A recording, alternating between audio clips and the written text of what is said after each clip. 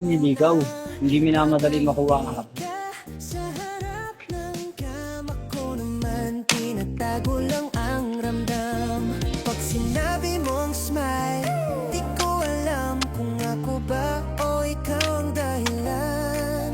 Pag tinitingnan ka sa screen, puso ko'y nag-zoom in. Sa likod ng lens, ikaw ang tanaw. Di ko masabi, baka mababaw. Ngunit sa Steven, okay lang yan, ma. Ginusto naman niya yan.